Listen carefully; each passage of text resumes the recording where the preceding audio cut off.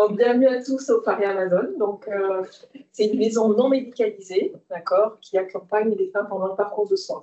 Et puis, on a des actions, notamment ce soir, donc une conférence qui est organisée en partenariat avec l'Institut du cancer. Et ces conférences, c'est une fois par mois. Donc, le timing, on est sur 5h30 jusqu'à 6h30 de conférence. Et puis après, questions-réponses. Et on se dit 19h, on termine.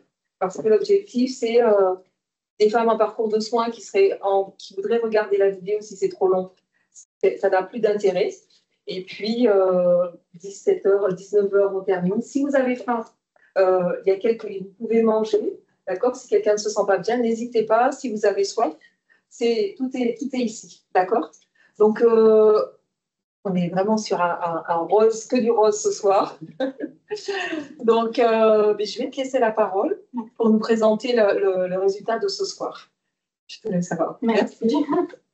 Alors, bonjour à toutes et à tous. Merci d'être présents aujourd'hui avec nous au Paris Amazon et en ligne pour notre soirée Outbulu d'octobre. Donc, comme c'est Octobre Rose, bien sûr qu'on va parler du cancer du sein. Mais ce soir, on ne va pas parler de dépistage. Quoique, juste un petit rappel du message d'Octobre Rose, c'est qu'il faut faire sa mammographie, donc sa radio-titi, tous les 2 ans, à partir de 50 ans. Et c'est gratuit. Voilà, donc ça, c'est le dépistage, c'est clair. Mais ce soir, on va parler de recherche, notamment avec l'étude Capone Cancer, qui va nous être présentée par Camille Tarquinio. D'ailleurs, Camille, si tu veux te présenter en quelques mots, si elle nous entend. Bonjour à toutes et bonjour à toutes et tous. Je suis ravie d'être présente avec vous ce soir, même si c'est en distanciel. Simplement, je m'appelle Camille Tarquinio, je suis psychologue psychothérapeute et docteur en psychologie depuis quelques mois. J'ai fait une thèse durant 3 ans sur la thématique du cancer que je vais vous présenter aujourd'hui. Voilà, présentation en quelques mots. Merci Camille. Et du coup, je vais en profiter pour me présenter moi aussi. Moi, c'est Christy Chenois. Je suis attachée de recherche clinique à l'ICPF. Donc, je suis au pôle registre et recherche. Donc, mon rôle à l'ICPF, c'est de recenser tous les nouveaux cas de cancer par an en Polynésie. Et en parallèle de ça, je gère aussi des études de recherche, comme notamment Capone Cancer. Voilà. Donc, oui, ça ne marche pas le... Non, je...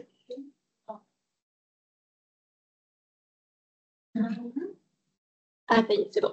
Merci. Du coup, le programme de notre soirée, ça va être... je vais commencer avec une petite présentation de la recherche en oncologie. Ensuite, Camille va continuer la soirée avec sa présentation des résultats de l'étude Capone Cancer. Et puis, pour terminer notre soirée, Stéphanie va nous partager son expérience parce qu'elle a participé à l'étude de Capone Cancer. Donc, pour débuter, la recherche en oncologie, qu'est-ce que c'est? Eh bien, c'est l'ensemble des études menées par des scientifiques et des médecins pour faire progresser les connaissances en oncologie. C'est-à-dire que grâce à des études de recherche, on peut mieux comprendre le fonctionnement du cancer. Par exemple, on comprend mieux comment on peut passer d'un sein normal à un sein avec cancer. On va mieux comprendre les mécanismes qui font que les tumeurs apparaissent, que les tumeurs vont grandir et se propager. Et comprendre tous ces mécanismes nous permet de mieux prévenir et de dépister au plus tôt le cancer et aussi de trouver de nouveaux traitements. Alors, il y a différents types de recherche. On a d'abord la recherche fondamentale, c'est la recherche en laboratoire. On va étudier le cancer à une échelle très petite, donc au niveau des cellules et des molécules, pour comprendre les mécanismes qui sont impliqués dans la naissance, la croissance et la propagation du cancer. Ensuite, vous avez la recherche clinique, qui est plutôt à une échelle patient. Et du coup, dans cette recherche clinique, il y a 2 types de recherche. Une première qui est la recherche interventionnelle. Donc, ça va être une intervention sur le patient. Ça peut être un changement de sa prise en charge. Ça peut être des examens en plus. Ça peut être des nouveaux traitements qu'on va tester. et aussi des nouvelles procédures, comme par exemple une nouvelle façon d'opérer. Ensuite, il y a la recherche non interventionnelle. Donc, comme dans son nom, on peut l'entendre, il n'y a pas d'intervention, on ne change pas la prise en charge du patient. Les examens et les traitements sont habituels et là, on va plutôt être dans de l'observation. Donc, un exemple, ça peut être comparer les parcours de soins dans deux structures de soins différentes et puis voir laquelle a la meilleure stratégie. Je voulais faire un point, je voulais beaucoup parler de la sécurité des patients en recherche clinique parce que c'est vrai que la plupart du temps, quand on parle de recherche clinique, d'essais cliniques ou d'études de recherche, souvent la réaction des gens c'est oh non, je ne suis pas un cobaye. Mais là, ce soir, je suis là pour vous rassurer et vous dire qu'effectivement, vous avez raison, on n'est pas des cobayes. Et parce qu'en recherche, on ne fait pas n'importe quoi avec n'importe qui et n'importe comment. La recherche, c'est très encadré. Donc, il y a un cadre réglementaire strict pour protéger les patients. Il y a une loi, il y a des autorités comme l'ANSM, qui est l'Agence nationale de sécurité du médicament. Donc, quand une étude de recherche est mise en place, il faut qu'elle obtienne les validations de ces autorités. Ça passe aussi par le CPP, c'est le comité de protection des personnes. C'est un comité qui va se réunir et juger si l'étude est adaptée aux patients, c'est-à-dire qu'on ne va pas, avoir des actes trop insupportables pour les patients. Ensuite, s'il y a des nouveaux traitements, dans une étude, il faut savoir que ce sont des traitements qui ont été rigoureusement testés en amont. Donc, par exemple, aujourd'hui, je découvre un nouveau médicament. Ce n'est pas demain que je vais le donner à un patient. Il y a toute une série d'études en amont pour vérifier sa toxicité, l'efficacité et puis la dose à administrer. Donc, on ne donne pas n'importe quoi aux patients. Ensuite, il y a la surveillance continue durant l'étude.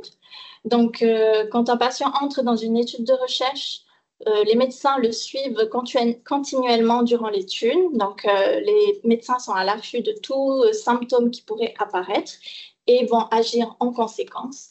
Ensuite, il y a le respect des droits des patients, c'est-à-dire qu'on n'oblige jamais un patient à participer à une étude. C'est toujours de sa propre volonté. Et puis, il faut aussi savoir que même si le patient est inclus dans une étude, il peut à tout moment sortir de l'étude, décider d'arrêter. Et ça, c'est son choix, on le respecte et il n'a même pas besoin de donner une explication pour sortir. Le dernier point, oui, de nos jours, de plus en plus, on essaye d'intégrer les patients dans l'élaboration des études de recherche. Donc, on va demander l'avis des patients si certaines études sont adaptées ou non aux patients. Et aussi, c'est pour au mieux faire correspondre les recherches aux besoins des patients. Donc, on ne va pas faire de la recherche juste pour le plaisir de faire de la recherche. C'est vraiment pour que ça bénéficie aux patients. Et justement, ces bénéfices, c'est des nouveaux traitements ou bien l'amélioration des traitements qui existent déjà, une meilleure qualité de vie pour le patient. Et puis, avec la recherche, on peut mieux comprendre le cancer, comment il se développe et du coup, développer de nouvelles méthodes de diagnostic pour diagnostiquer au plus tôt. Et avec la recherche, on peut aussi découvrir des nouveaux facteurs de risque qui nous permettent d'adapter nos campagnes de prévention pour éviter qu'un jour, les gens développent des cancers. Donc, avant de passer à la présentation de l'étude Capone Cancer, je voulais juste faire un point sur le cancer du sein en Polynésie française. Donc, il faut savoir que c'est le premier cancer chez la femme. Il représente environ 40% des cancers chez la femme en Polynésie. Et il y a environ 160 nouveaux cas de cancer du sein en moyenne par an. Donc, face à cette réalité, il est essentiel de se pencher sur des études de recherche qui permettent d'améliorer le dépistage, de trouver des nouveaux médicaments et d'améliorer la qualité de vie des patientes qui sont atteintes de cancer du sein. Et par exemple, Capone Cancer, qui est une étude qui s'intéresse à la rémission d'un cancer du sein et à l'accompagnement des patientes durant cette phase. Donc, il y a eu deux Polynésiennes qui ont participé à cette étude et c'est pour ça qu'on a voulu organiser cette soirée pour partager les résultats de cette étude et surtout montrer l'importance de participer à des études comme ça. Voilà, donc Camille, je te laisse la parole. Très bien, merci beaucoup et merci pour ces éléments qui permettent du coup d'introduire le travail de recherche. Donc, je vais simplement vous partager ma présentation. Hop là. Ok. Alors, bonjour à toutes et tous. Je suis ravie de vous présenter le travail effectué durant ma thèse à travers l'étude Capone Cancer, donc adversité durant l'enfance, adaptation et cancer du sein, qui a été réalisée sous la direction de Madame le professeur Marion Trousselard et de Madame le docteur Christine Rotonda. Avant de démarrer la présentation, je souhaitais spécifiquement remercier l'ICPF et Amazon Pacific pour l'organisation de cette soirée, permettant de mettre en lumière cette étude d'une part, et d'autre part pour leur aide précieuse dans la recherche de participantes. Merci pour votre confiance et la reconnaissance de ce travail de recherche. En quelques mots, vous trouvez présentés ici les quelques points de sommaire qui seront abordés durant cette présentation. Et nous allons commencer ensemble par le contexte théorique, nous permettant de mieux saisir pourquoi l'étude Capone Cancer, pourquoi on a réalisé cette étude.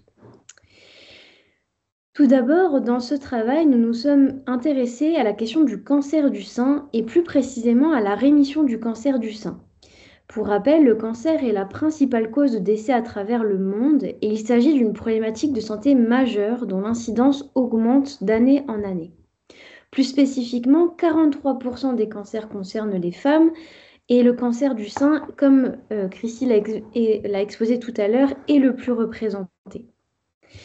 Le retentissement de la maladie a été particulièrement mis en évidence et rend compte du fardeau psychologique et physique de la maladie, à la fois consécutif au diagnostic, à la gravité du cancer, au pronostic, à l'intensité des traitements ou encore aux troubles réactionnels. Parmi les symptômes les particulièrement présents et handicapants pour les patientes, on va retrouver l'anxiété, la dépression, la fatigue ou encore la détresse.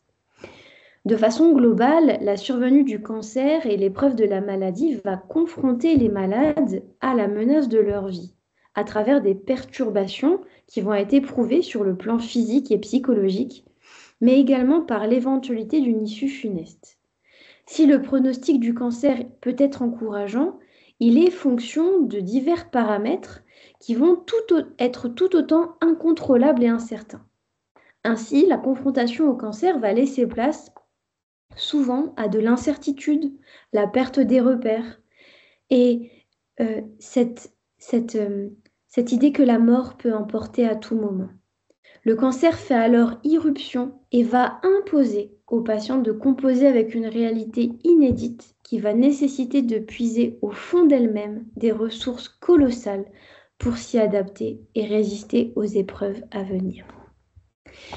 Ainsi, la rémission, plus spécifiquement, peut être définie selon l'Institut national du cancer comme une diminution ou disparition des signes d'une maladie.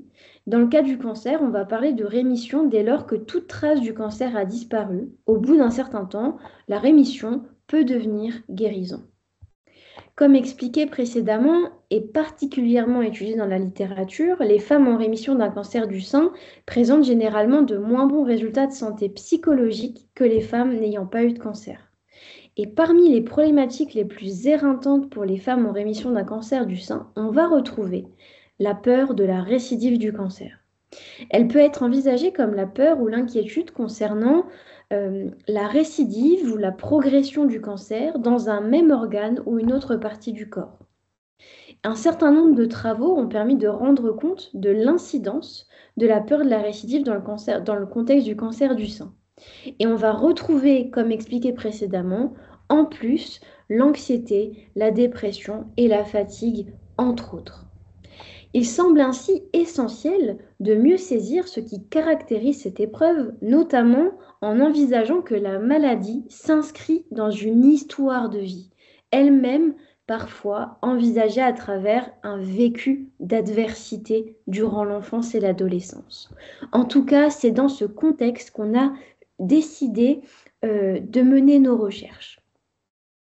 Nous nous sommes donc intéressés à un champ de recherche qui est particulièrement étudié dans la littérature, qui est l'adversité, le champ de l'adversité vécue durant l'enfance.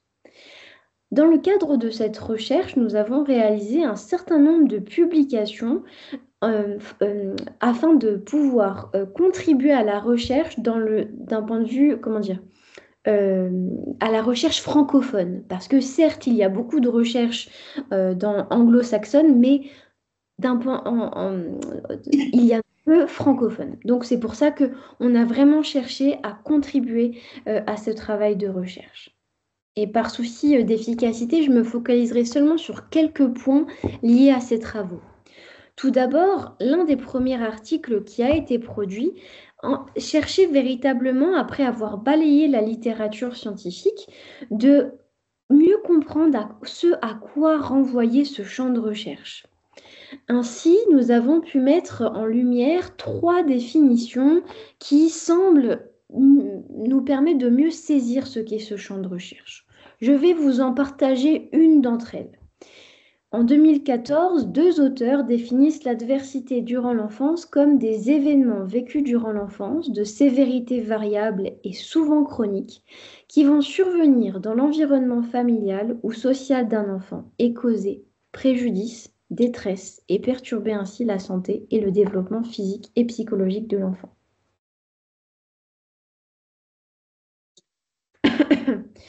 La littérature dans le domaine s'est particulièrement intéressée au lien entre le vécu d'adversité durant l'enfance et les conséquences à l'âge adulte.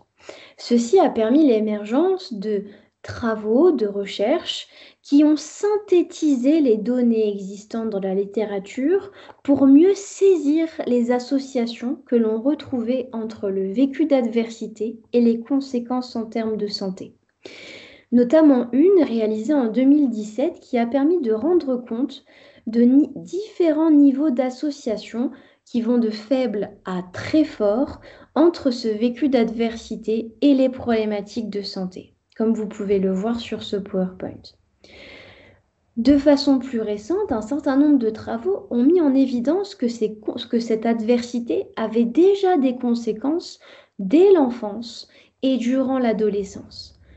Par exemple, sur la question du développement des retards cognitifs, des troubles du sommeil et beaucoup d'autres, comme vous pouvez le voir sur cet écran.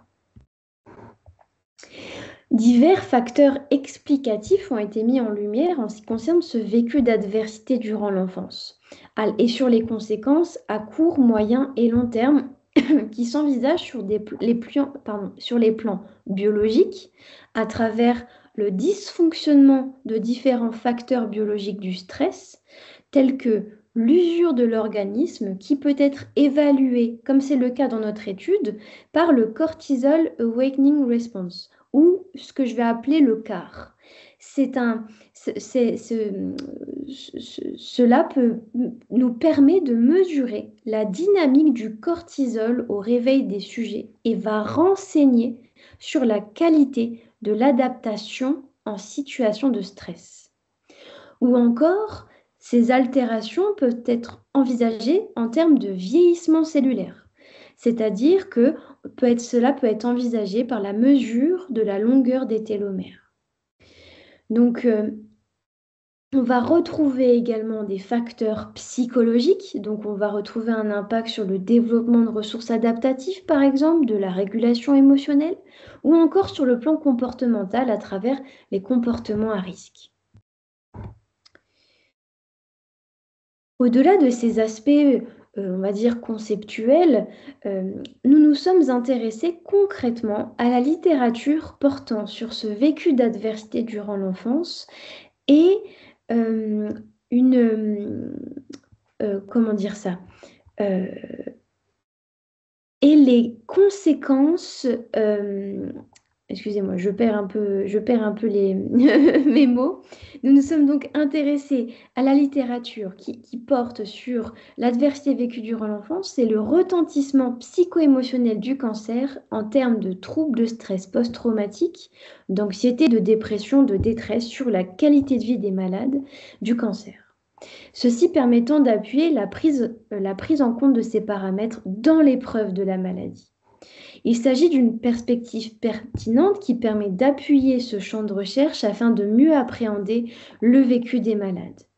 Notamment, cette étude a permis de rendre compte que le vécu d'adversité avait une incidence sur la détresse, la dépression, l'anxiété, le trouble de stress post-traumatique et la qualité de vie des personnes, des malades du cancer. Aussi, il était important d'intégrer, pour mieux comprendre ces interactions, d'autres variables. Et c'est ce que nous avons fait dans cette étude. Nous nous sommes intéressés à deux autres variables, l'attachement et la résilience. Intégrer l'attachement et la résilience, c'est à la fois permettre d'envisager la façon dont se sont construits les individus et les ressources disponibles, possiblement en fonction de ce vécu d'adversité, mais aussi de mieux saisir les interactions entre le vécu des femmes en rémission du cancer du sein. Il s'agit de deux variables particulièrement étudiées dans le contexte du cancer, à la fois individuellement et démontrant tout leur intérêt. Pour ne citer que quelques résultats, il apparaît que l'insécurité de l'attachement soit négativement associée à la qualité de vie et positivement associée à la détresse des malades. La résilience est associée à des niveaux d'anxiété et de dépression plus faibles. L'ensemble de ces éléments permettent d'envisager comment ont été articulés l'ensemble des paramètres de cette thèse. Et d'ailleurs, ce que j'ai oublié de préciser, c'est que ces deux dimensions, résilience-attachement, ont aussi été évaluées de façon conjointe et montrent à nouveau à la fois des associations faibles en ce qui concerne la sécurité de l'attachement et de la résilience, et également montre que les personnes qui ont que le score de résilience des malades qui ont reçu un traitement par chimiothérapie avec un attachement sécure était plus important que ceux ayant un attachement insécure. Et si bien sûr vous avez des questions sur ce point, je prendrai le temps d'y répondre par la suite.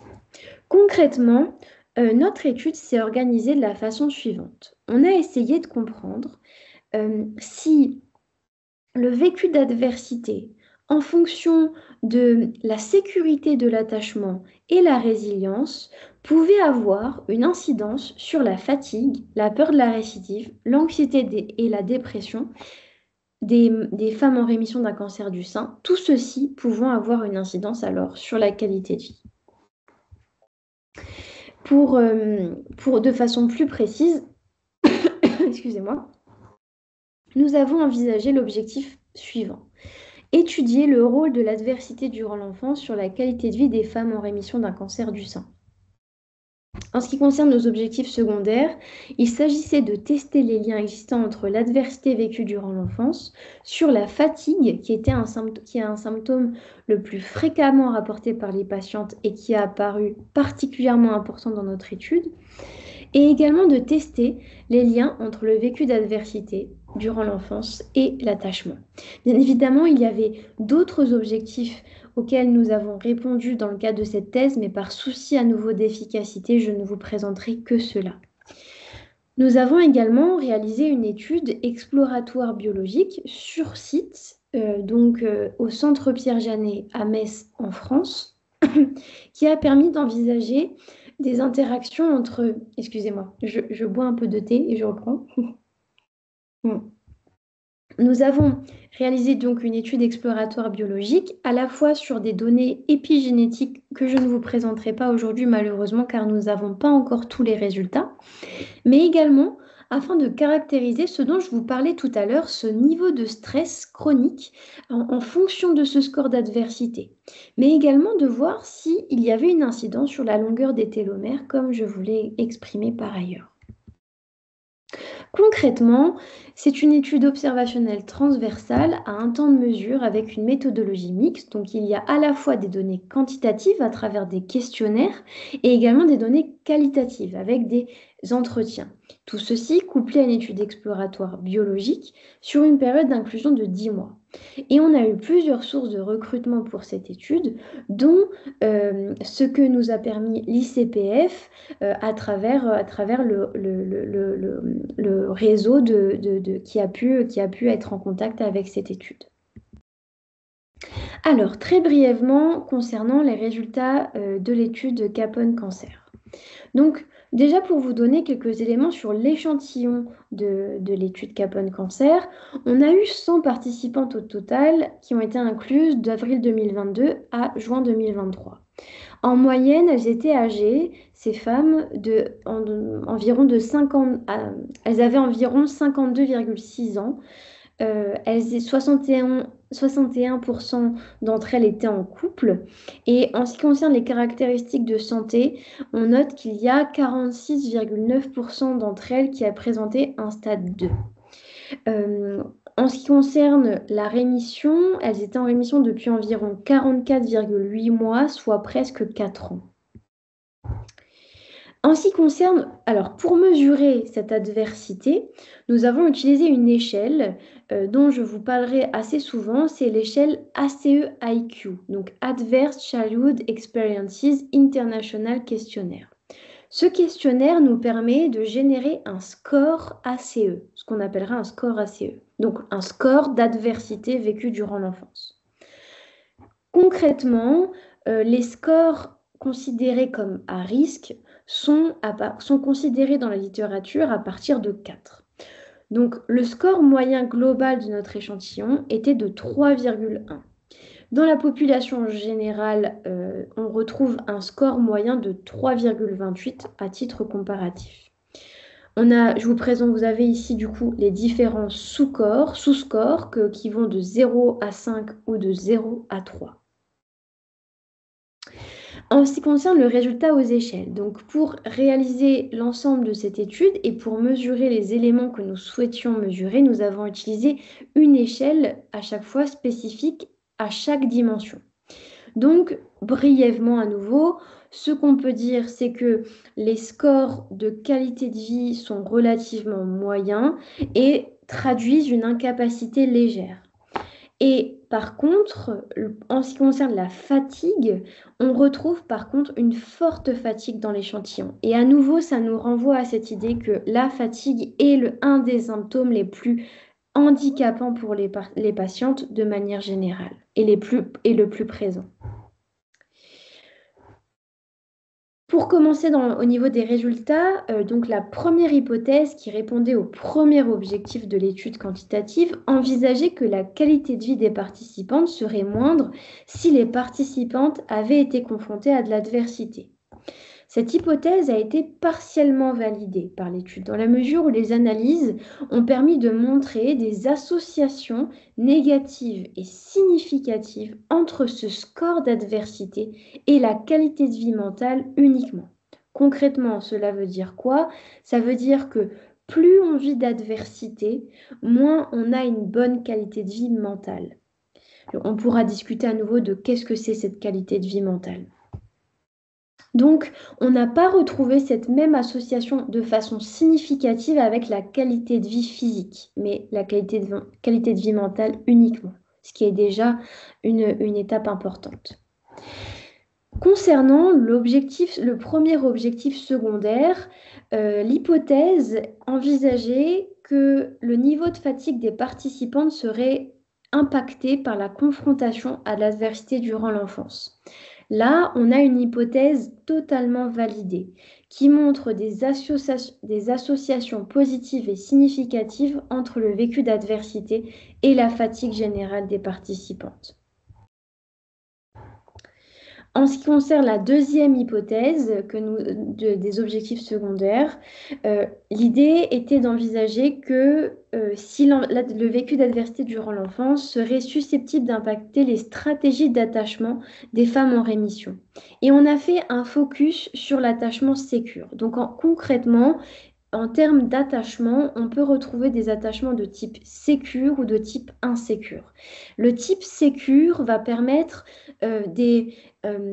une meilleure régulation émotionnelle, des relations aux autres plus harmonieuses, des meilleures stratégies de recherche d'aide, etc. Et on va avoir l'attachement sécure va être un peu un cadre de référence.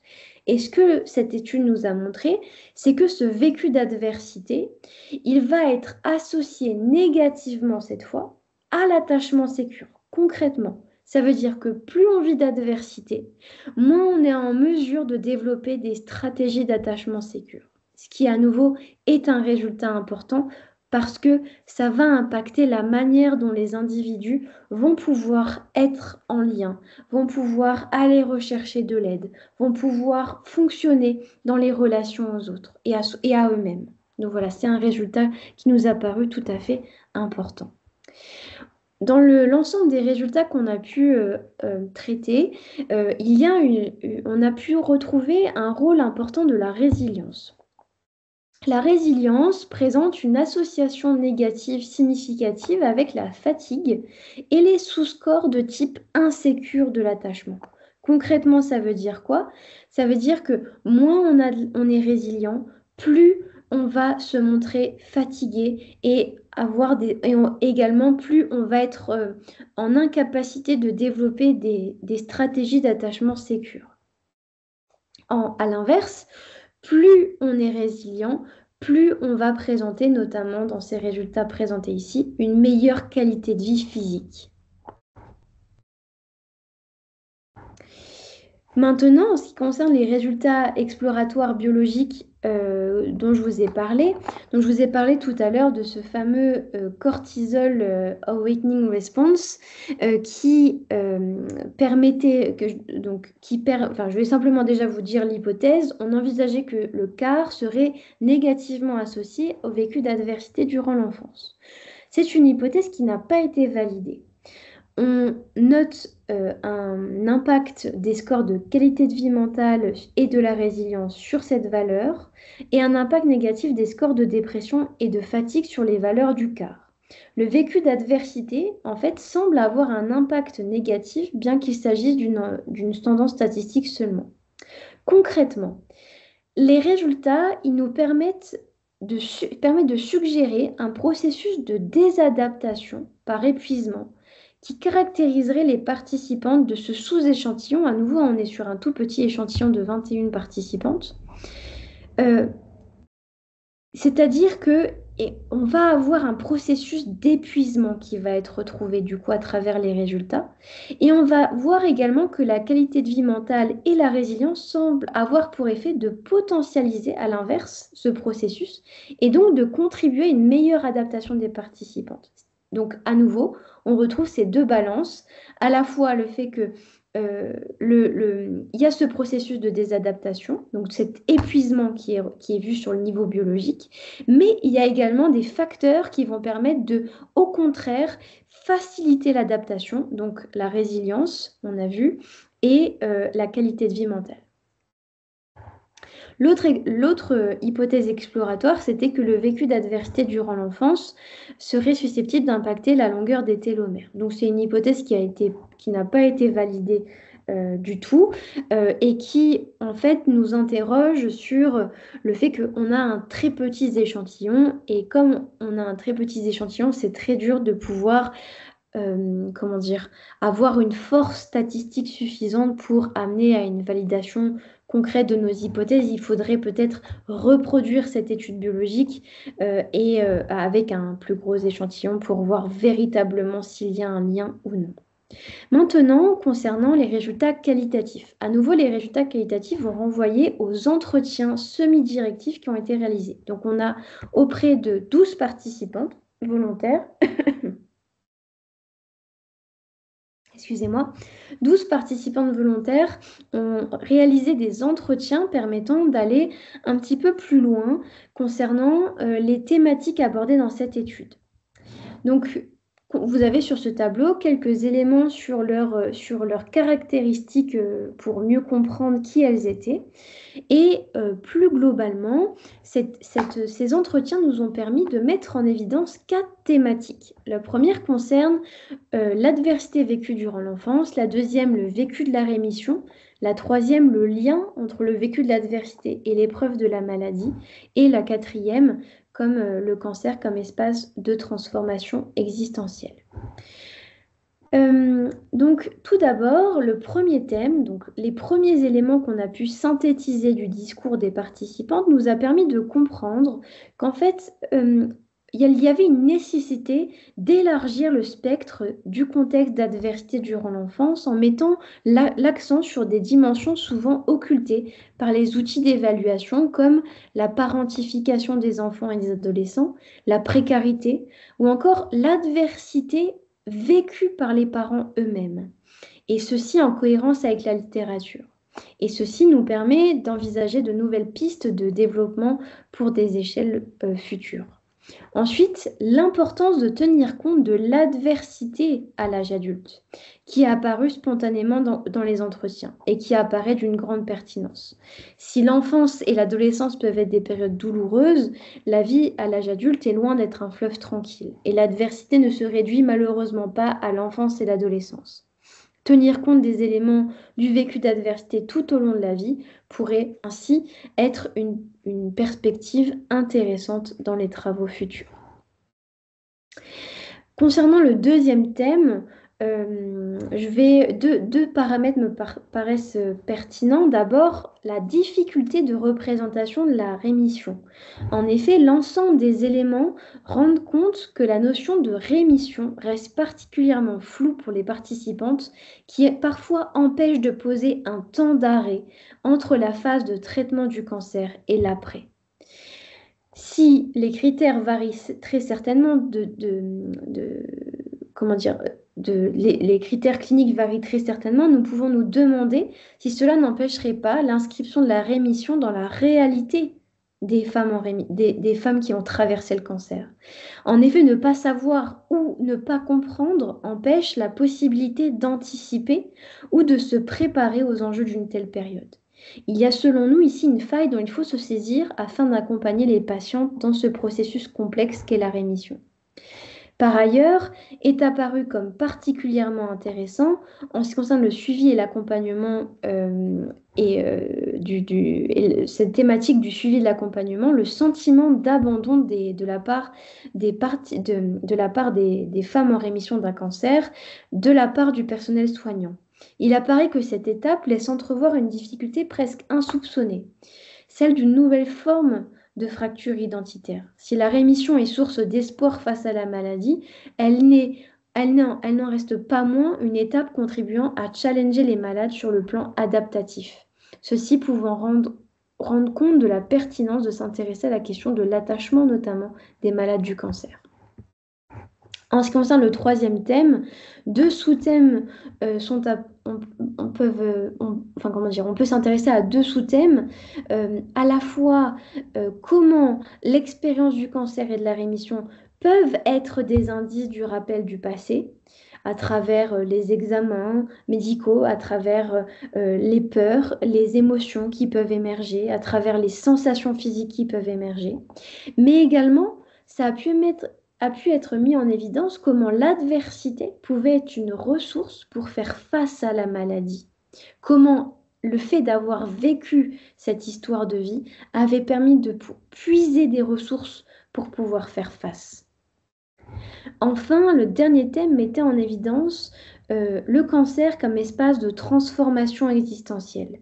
En effet, les participantes expriment comment la confrontation à la maladie a été à l'origine de transformations identitaires, des valeurs, du rapport au temps. Et ces éléments peuvent s'approcher d'une notion en recherche qu'on appelle la croissance post-traumatique, qui d'ailleurs aurait pu très bien être intégrée dans nos travaux. Concrètement, que retenir de l'étude ? je mettrai en évidence 5 points. Tout d'abord, l'intérêt du champ de l'adversité vécu durant l'enfance dans le vécu des femmes en rémission du cancer du sein a largement pu être démontré, ce qui permet d'envisager des pistes de réflexion futures en ce qui concerne la prévention, la formation et la prise en charge psychothérapeutique des conséquences de l'adversité et du retentissement de la rémission.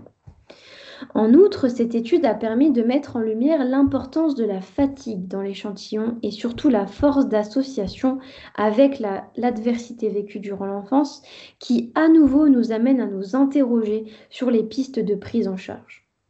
Par ailleurs, la difficulté de représentation de la rémission, comme évoqué dans les résultats qualitatifs, qui peut sans doute impacter le rapport à soi, aux symptômes éprouvés et les stratégies de recherche d'aide, mais également pose question sur l'appellation dans la recherche. Est-ce qu'on doit parler de rémission ou de survie au cancer? C'est une question de terminologie qui nous semble importante. Ensuite, il a été particulièrement intéressant d'envisager comment l'expérience de la maladie pouvait être un espace de transformation. Et sans doute, il aurait été important de mettre d'autant plus l'accent sur cet aspect. Il y a bien évidemment beaucoup de choses encore à aborder sur les contributions, mais je vais m'arrêter là sur ce point. Cette étude, elle comporte un certain nombre de limites. Je vous en mets en évidence 3, mais il y en a bien d'autres. Notamment, je vais m'intéresser sur 2 d'entre elles. D'abord, la question de l'adversité à l'âge adulte. Donc, cette étude, elle portait sur l'adversité durant l'enfance et l'adolescence, donc de 0 à 18 ans. Mais comme exprimé précédemment, la vie n'est pas un long fleuve tranquille et malheureusement, après 18 ans, l'adversité continue et peut continuer sous diverses formes. Et donc, cela nous amène à se dire, mais qu'il faudrait sans doute intégrer la question de l'adversité à l'âge adulte et d'envisager finalement l'adversité comme un continuum de 0 à l'âge des individus au moment où ils sont confrontés aux épreuves de santé, aux épreuves telles que le cancer par exemple. Parce que là, on aurait sans doute une meilleure compréhension des enjeux et des impacts de cette histoire de vie. Par ailleurs, à la fois dans l'étude biologique et les entretiens, on est sur des petits échantillons et tout ceci nous amène à nous interroger notamment sur la partie biologique, sur la puissance statistique, c'est-à-dire on n'a pas assez de participants sur l'aspect biologique pour pouvoir tirer des conclusions concrètes. Et donc ça, c'est une limite principale, c'est une limite importante et ce serait des choses qu'il sera nécessaire de mettre de rectifier dans les prochains travaux. Quelques implications cliniques. D'abord, la nécessité d'inscrire la survenue de la maladie dans une perspective globale qui intègre l'ensemble des paramètres de l'histoire de vie de l'individu. Une autre contribution de cette étude a été une meilleure connaissance du retentissement de la maladie et des enjeux de la rémission du cancer du sein, et également l'implication de l'histoire de vie dans le retentissement de la rémission. C'est la contribution principale de ce travail de recherche, de voir que il y a une incidence, il y a une association entre ce vécu adverse et les symptômes éprouvés dans la rémission. Et ceci, et c'est la 3e contribution, interroge sur la prise en charge psychothérapeutique qui pourrait s'envisager même dès l'annonce, voire le début des traitements, et surtout dans la rémission, qui est à nouveau un temps dans lequel souvent les patientes se retrouvent livrées à elles-mêmes face à la fois à ce vécu de la maladie et ce que la maladie a pu révéler en ce qui concerne leur histoire de vie. Pour conclure, au regard du temps qu'il me reste et afin de ne pas être redondante, je souhaitais simplement prendre un temps pour mettre en lumière et remercier l'ensemble de l'équipe Capone Cancer, sans qui rien n'aurait pu être réalisé. À nouveau, je tiens à remercier chaleureusement l'ICPF et Amazon Pacifique pour leur accueil dans le cadre de cette soirée et d'avoir permis d'aider à la connaissance et à la diffusion des informations de cette étude et nous a permis du coup d'accueillir dans cette étude 2 participantes qui ont eu la gentillesse d'y participer. Également, je tiens à remercier toutes les associations et institutions qui ont œuvré pour que nous puissions inclure des participantes en plus de l'ICPF. Et surtout, merci aux participantes de l'étude pour leur aide précieuse sans qui rien n'aurait pu être réalisé. Voilà, merci pour votre attention. C'est très, très intéressant. Et en fait, tu nous confortes sur des discussions qu'on a eues cette semaine. Justement, avec Jean-François Moulin, on parlait, juste pour rebondir sur les derniers points, en disant que l'importance de la prise en charge psychologique dès le départ. Voilà. Et on avait une grosse discussion sur la question de rémission et on parle de rétablissement. Voilà. Et c'est quelque chose que l'on voudrait intégrer dès le départ dans la mise en place de notre projet de patient partenaire dans la formation. Donc voilà, ton étude va nous aider à appuyer sur ces points. C'est vraiment génial si cette étude elle peut avoir un écho comme cela parce qu'effectivement ça reste bien sûr après il y a tout un contexte des fois où ce n'est pas possible d'accompagner les patients dès les traitements pour beaucoup de raisons mais effectivement ça rend compte du fait que la maladie arrive dans une histoire de vie qui est déjà bien remplie et parfois remplie d'épreuves en elle-même et qui fait que si la maladie est en soi une épreuve absolument déstabilisante qui nécessite d'être accompagnée, il y a en plus ce poids de l'histoire de vie qui invite à le considérer avec d'autant plus d'attention. Donc, si ça peut avoir un écho, eh bien, c'est génial. Et bien évidemment, si il y a besoin que je transmette des données de l'étude plus spécifiques, n'hésitez pas, je suis à votre entière disposition. Merci Camille. Merci à vous. Excuse-moi, du coup, ce que tu nous as présenté, c'est très important pour nous en tant qu'association dans les actions que l'on mène. L'année prochaine, on a pour objectif de mettre en place une journée d'accompagnement des femmes qui sortent du parcours de soins. Et comme tu l'as dit, cet abandon par le personnel soignant. Donc, si tu veux, voilà, l'objectif, c'est de continuer cet accompagnement avec les associations. Donc, tu nous donnes du grain, justifie nos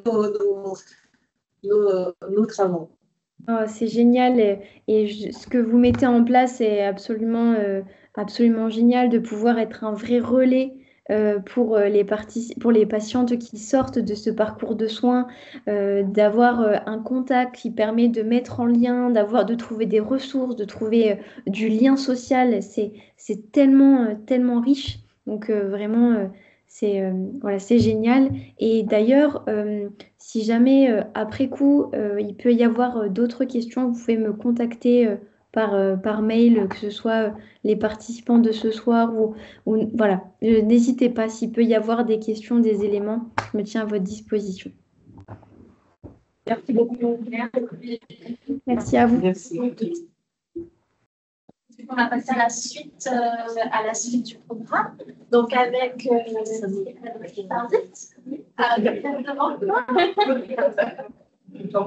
les témoignages. Donc, Stéphanie a participé à l'étude de 14 cancer.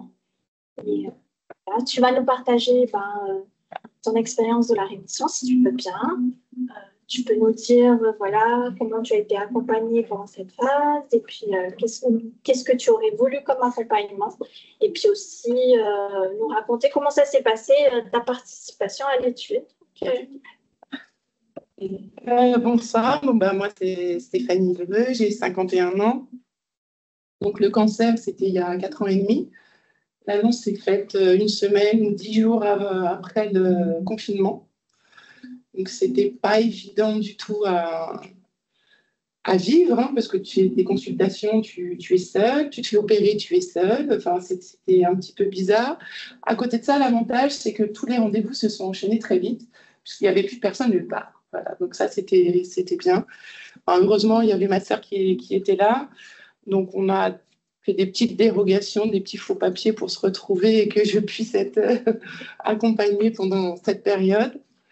Donc, moi, ça a été double cancer, un cancer sur chaque sein, calcification à droite et tumeur à gauche. Ça a été pris très, très tôt, hein, puisque nous, on a des antécédents familiaux. Donc, maman, double cancer aussi, grand-mère maternelle, cancer du sein. Donc, depuis l'âge de 40 ans, on se fait suivre. Tous les 2 ans, on faisait une mammographie. Et cette mammographie, j'y allais les mains dans les poches. Ma sœur qui passait la veille, elle était en stress. Mais moi, non, j'y vais tranquille. Et là, on m'annonce ça. Voilà, donc c'était un peu particulier. Mais en tous les cas, ça a été pris très tôt, ce qui a permis d'éviter l'ablation, d'échapper à la chimio. Donc moi, ça a été opération, double opération à droite, radiothérapie et ensuite hormonothérapie. Donc je vous dis un petit peu comment ça s'est passé. L'hormonothérapie, ça c'est le pire souvenir. Voilà. Donc je ne suis pas forcément un bon exemple, mais j'ai arrêté au bout d'1 an. On a testé plusieurs médicaments, mais ça n'a. Voilà, les effets secondaires étaient trop importants. Des migraines H24, tête, des douleurs musculaires, osseuses. J'étais un zombie. Hein, voilà, clairement, il faut le dire. Donc, mon choix a été de me dire je préfère vivre moins longtemps, mais bien que plus longtemps et d'être avec eux. Voilà, donc après, il y a eu la rémission. Alors, c'est vrai que le mot rémission, pour moi, c'est un peu flou. On ne sait pas quand est-ce qu'on est en rémission. On ne sait pas si c'est à la fin du traitement. Mais le traitement, il s'arrête à la radiothérapie ou à l'hormonothérapie. C'est au bout des 5 ans. Voilà, c'est assez flou, cette notion-là. Et puis, après, donc, pourquoi j'ai participé à l'étude? C'est de me dire que on a vécu des choses en ayant le cancer. Et si après nos témoignages ou notre vécu, en donnant un peu de notre temps, ça peut aider les prochaines ou ça peut aider la recherche, voilà, c'est quelque chose qui me tient à cœur et que je pense que chacune d'entre nous, en fonction de ses disponibilités, devrait faire aussi. Parce que même si tout évolue, on voit encore que la prise en charge, c'est pas encore tout à fait ça. C'est purement médical. Les médecins ont un discours purement médical. Là, on parle d'accompagnement psychologique dès l'annonce, mais je pense que déjà, si la relation et le discours avec les médecins étaient différents, ça irait mieux. Hein, typiquement, tu as la secrétaire qui t'appelle en disant « Toté veut te voir ». « Ah bon, pourquoi ?»« Non, je ne peux pas te le dire par téléphone. » Donc là, forcément, on imagine bien qu'il y a quelque chose qui n'est pas terrible. Voilà, et là, on te fait attendre 5 jours. Pendant 5 jours, tu as le temps de vraiment te rendre malade. Et puis, c'est des attentes de résultats à chaque fois. Hein, on fait une prise de sang, il faut 3 semaines. Voilà. De mon vécu à moi, la partie la plus dure, ça a été l'attente. L'attente des rendez-vous, l'attente des résultats.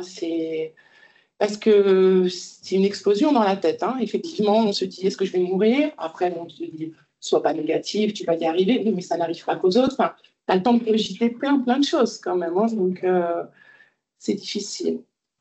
Et puis après, on te dit, on t'opère et puis ça y est, t'es guéri. Mais tu n'as pas encore commencé l'hormonothérapie. Tu vois, franchement, on est paumé.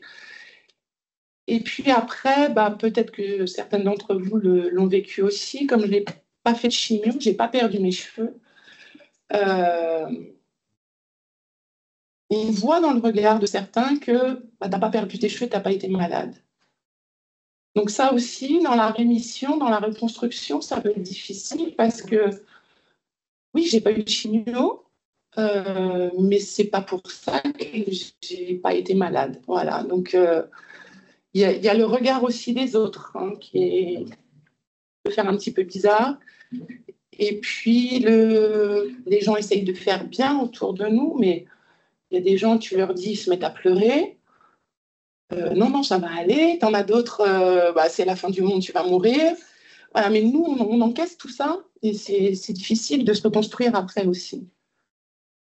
Et puis, bah, dans la rémission, alors moi, j'ai voulu faire ma tête dure. Hein, je ne me suis pas du tout arrêtée professionnellement pendant le traitement. J'ai bien pris soin de faire la radiothérapie en fin de journée pour ne voir personne. Euh, donc, je me suis dit, ça va aller, t'es forte et on avance. Finalement, pas tant que ça, puisque 2 ans après, j'ai fait un burn-out sévère et j'ai eu 5 mois d'arrêt. Voilà, et j'ai terminé le traitement cette année. Hein, donc, si j'ai un conseil, faites pas comme moi. Voilà, il faut se reposer parce que la fatigue, comme le disait Camille, elle est extrêmement importante. Fatigue psychologique, la fatigue physique. Et puis, comme on veut aller de l'avant, on essaie de minimiser plein de choses. Et ce n'est pas forcément la bonne solution non plus. Voilà. Est-ce que vous avez des questions ou je suis là. Merci Camille pour les dessus. Merci à vous pour votre témoignage. C'est poignant et tellement... vous transmettez vraiment quelque chose du courage qui a été le vôtre et aussi de cette réalité du manque d'accompagnement et qui est quelque chose qui peut être vraiment très difficile. Et donc, merci pour ce témoignage. Merci pour votre participation précieuse. Merci. Merci beaucoup. Merci. Après, il existe en métropole une association Sentinelle. Et l'association Sentinelle regroupe des patients qui s'inscrivent à cette association. Et c'est comme si elles étaient volontaires pour participer à des études cliniques. Ce qui fait que demain, Camille a besoin de patients, n'importe quel chercheur en métropole, contacte Sentinelle et ils ont on a eu l'intervention de Guillemette Jacob, qui est la présidente de Sentinelle. En quelques heures, les professionnels de santé ont leur quota de personnes pour faire une étude clinique. Ce qui est très difficile pour eux, c'est de trouver des patients. Et s'inscrire à Sentinelle, c'est aussi faire un acte citoyen, comme elle dit, de pouvoir apporter sa pierre. Je veux bien participer, rendre compte de ce que j'ai aussi. Après, nous, c'est vrai que Sentinelle, les patientes qui s'inscrivent, c'est les patientes qui habitent en métropole. Donc, c'est sur la France métropolitaine parce que c'est plus facile s'il y avait besoin de se déplacer ou autre. Voilà. Mais c'est participer à une étude comme celle-ci, c'est vraiment un acte citoyen. C'est voilà. Donc, merci les 7h37. Est-ce que vous avez d'autres questions? Oui, moi. Bonsoir tout le monde, bonsoir Camille. Je voulais juste être un peu curieuse, un peu plus curieuse. Tu nous parles d'où? Je parle, donc je suis sur Metz, donc en France, dans le Grand Est. France D'accord, métropolitaine. on peut voir avec la bulle. Voilà, nous on a très chaud. Oui, c'est ça. Chez moi, il fait très froid. 10h du matin. Oui. Donc, merci. Ouais, vraiment, merci beaucoup. Merci. Et dans ton étude, tu vas vraiment nous aider à comprendre, à vraiment mieux accompagner les femmes et se dire que on travaille aujourd'hui avec l'ICPF sur un programme, sur un projet de patients partenaires. L'objectif, c'est de former des patients pour qu'ils puissent accompagner d'autres patients. Donc, dans cette formation qu'on va prévoir pour les patients, il va être aussi important peut-être d'imaginer peut-être un petit questionnaire, sans forcément être trop intrusif, hein, mais de savoir, quels sont mes antécédents. Et ton étude nous montre quelle est l'importance de cette période, parce qu'on ne débarque pas dans le cancer comme si on en venait de naître. Bon, super. C'est passionnant. Super. Donc, certainement qu'on te rappellera parce qu'on aura besoin d'étayer nos dires et pouvoir se battre avec aussi à l'ICPM pour dire bah non, c'est important dès le départ. Voilà. Donc ça veut dire que ça va modifier le temps, le moment d'intervention du patient partenaire. Parce qu'on se disait le patient partenaire va intervenir à l'hôpital. Mais en fait, une fois que tu arrives à l'hôpital, ben c'est bon. Tu sais ce qui va se passer. Alors que dans cet intervalle, c'est avant, c'est dès qu'on as ce coup de fil qui te dit voilà. Donc ça va demander, voilà, ça va nous interpeller. Bon, eh bien, est-ce que vous avez d'autres questions? On est bon. Ok. Ben, merci beaucoup, Camille. Merci à vous. Merci à vous pour ce moment et n'hésitez pas si vous avez les moindres questions, vous pouvez retrouver mes coordonnées, je peux transmettre et je me tiens à votre disposition. Merci. Merci. Bonne journée alors. Bonne soirée à vous. Au revoir. Merci. Au revoir. Au revoir.